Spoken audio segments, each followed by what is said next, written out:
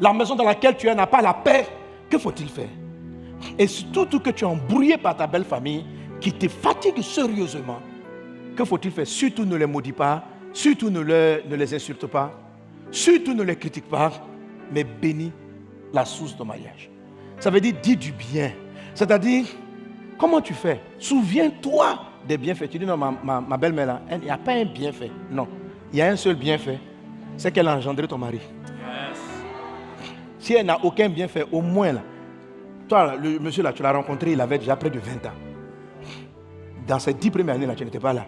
Donc, arrête de faire. Si tu es tombé fan de lui là, parce qu'il a eu une mère. Amen.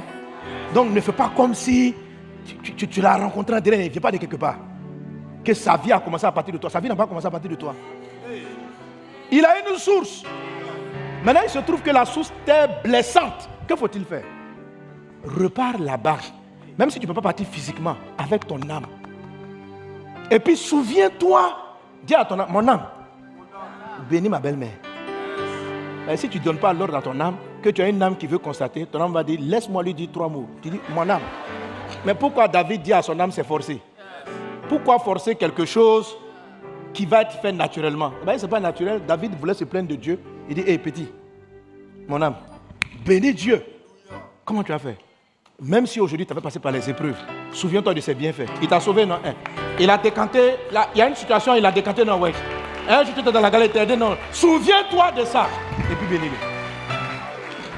Ça veut dire quoi, se souvenir des bienfaits? Ça veut dire oublie les méfaits.